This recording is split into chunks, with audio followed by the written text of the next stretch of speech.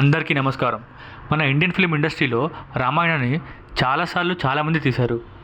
Super hits ఉన్నాయి, black busters ఉన్నాయి, అలాగే యావరేజ్ కూడా ఉన్నాయి.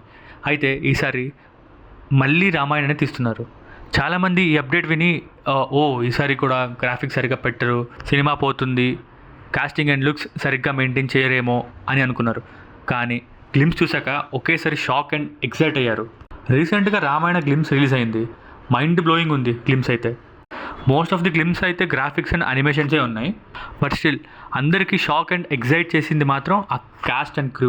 మ్యూజిక్ డైరెక్టర్ విషయానికి వస్తే ఈ ఫిలింకి ఇద్దరు మ్యూజిక్ ఇస్తున్నారు, AR Rahman and Hans Zimmer. ఈయన ఎవరో కాదు, ఇంటర్స్టెల్లార్, గ్లాడియేటర్, ఇన్సెప్షన్ అండ్ రీసెంట్గా F1 ఈ మూవీస్కి అంతా మ్యూజిక్ డైరెక్టర్ ఇతనే. సో ఈసారి రామాయణకి ఎలాంటి మ్యూజిక్ ఇస్తారో వెయిట్ చేసి చూడాలి. Next producer Namit Malhotra. ఇతనైతే చాలా హాలీవుడ్ మూవీస్ అండ్ పెద్ద పెద్ద ఇండియన్ ఫిల్మ్స్కి వర్క్ చేసిన VFX స్టూడియో DNEGకి owner and director Nitesh Tiwari. ఆయన చేసిన మూవీస్ అయితే Dangal and Chhichhore blockbuster మూవీసే.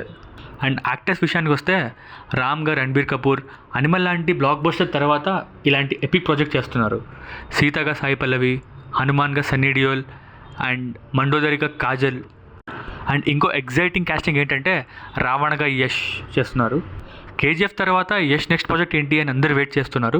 అండ్ టాక్సిక్ కూడా పోస్ట్ పోన్ అయింది, తర్వాత వచ్చింది అప్డేట్. అండ్ గ్లిమ్స్లో అయితే జస్ట్ ఒక్క షాట్లో కనిపిస్తారు అంతే. ఒక్క లుక్తో గూస్ బంప్స్ తెప్పించారు. సో ఈ రేంజ్లో కాస్ట్ అండ్ క్రూ కలిస్తే అవుట్పుట్ ఇంకా ఏ రేంజ్లో ఉంటుందో. రామాయణ గ్లిమ్స్ మీకు ఎలా అనిపించిందో కింద కమెంట్ చేయండి. నెక్స్ట్ వీడియోలో కలుద్దాం. అంతవరకు